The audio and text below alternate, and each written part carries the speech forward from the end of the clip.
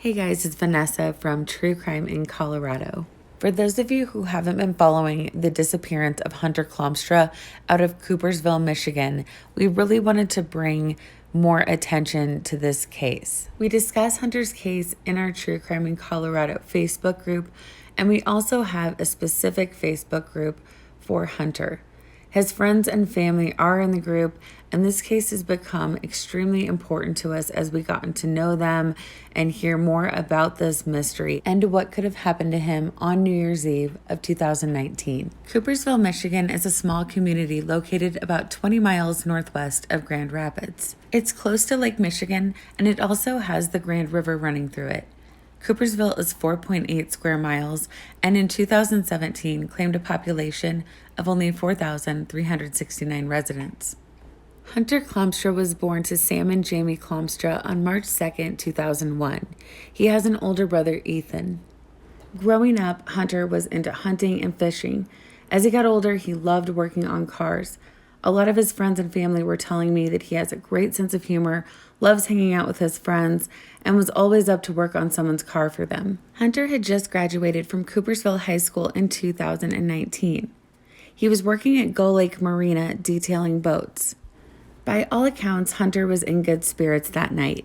He'd just been approved for a loan to buy a used truck that he was really excited about. On New Year's Eve of 2019, Hunter decided to go to a party at a friend's house on the outskirts of Coopersville. The house is situated in a very woodsy, secluded area, and the backyard butts right up to the Grand River. Hunter rode to the party with friends and arrived between 9 and 9:30 p.m. It was a really cold night and it was snowing. Hunter was wearing khaki pants, a gray hoodie, and a jacket with his prescription glasses and a hat.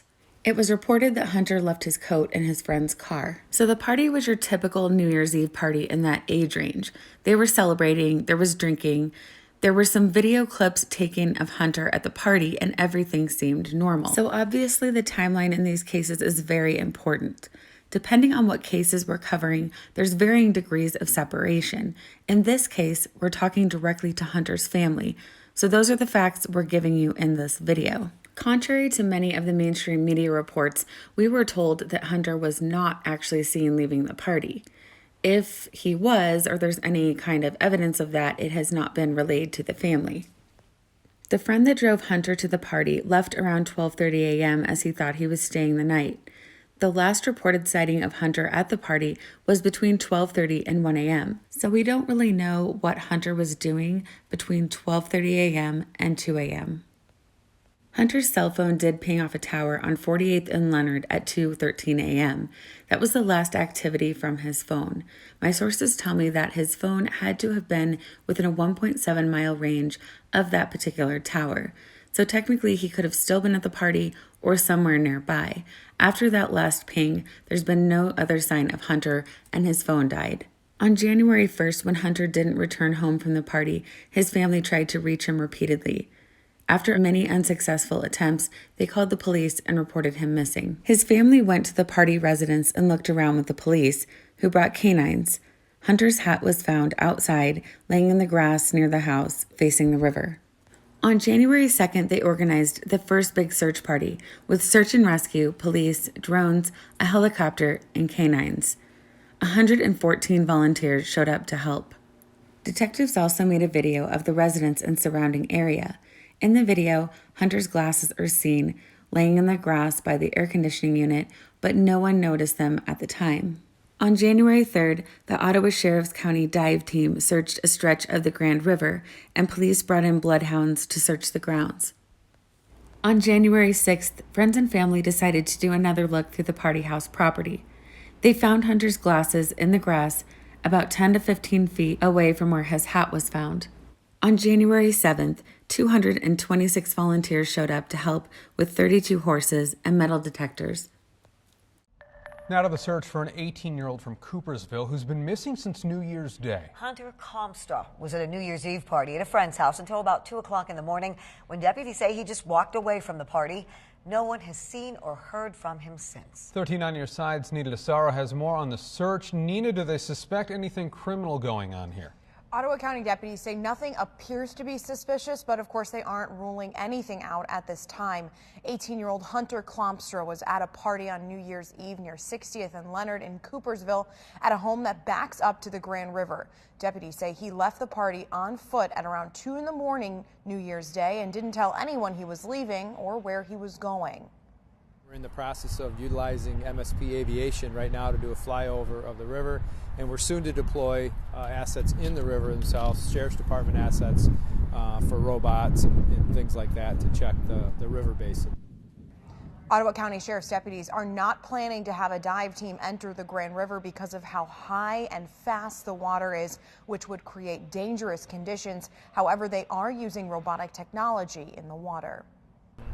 We're just methodically going through those search efforts with several different disciplines: air, water, and on foot. And we'll continue this operation through at least the daylight hours today, reassess where we're at, if there's still been no location made, and go from there. Investigators are using all sorts of resources, including K-9 units, a Michigan State Police helicopter, and boats to find Klompstra. At least 75 volunteers showed up to help law enforcement canvass the area. Of course, if you have any information as to his whereabouts, you're asked to call the Ottawa County Sheriff's Department or the Silent Observer. Nick. Throughout January and February, Hunter's friends and family, law enforcement, and local volunteers have continued their tireless efforts to find Hunter. Many local residents and businesses have been showing their support by displaying Hunter's missing posters. On January 25th, Hunter's family organized a candlelight vigil, hoping to keep Hunter in people's minds and to help get the word out. Family and friends are still searching for 18-year-old Hunter Klompstra, who was last seen New Year's Day leaving a party in Coopersville. Tonight, that community showed their support with the candlelight vigil, and our Aaron Parsegian was there and now joins us live in the newsroom. Aaron? Angelina, somber night in Coopersville. It's been about 24 days since Hunter Klompstra was last seen. His family and friends are not giving up hope, and they have the whole community behind them. It's been more than 3 weeks since Hunter Klompstra was last seen. Police say he left a New Year's party in Coopersville around 2 a.m. The past few weeks been horrible. You don't wish this upon anyone. But the support of the community, my family, everyone, the police, all the businesses, it's been phenomenal.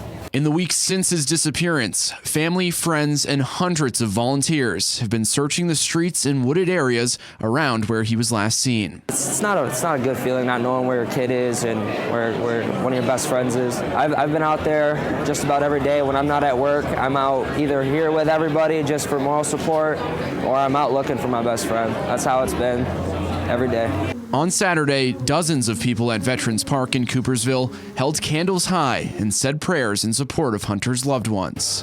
I hate for a community to come together because of something like this, but everyone stands behind each other. And together, they remain hopeful through it all, continuing their search for Hunter each day. I'll never say that he's gone until I have something, but we're going to search every minute we can. Hunter, we're gonna find you, bro. I'm certain of it. We're gonna find you. We're gonna get this closure that we need. We all love you. Hopefully you can see that. We're gonna find you, bro. We love you. As of today, it's been almost 8 weeks since Hunter Klompstra disappeared. His family is desperate for answers and says they are miserable without him. Please share this video and help spread the word about his disappearance. If you have any information whatsoever on Hunter's case, please contact the Ottawa County Sheriff's Office or the Silent Observer. I will link the contact information for both below. I will also link Hunter's family's Facebook page and our group for him as well.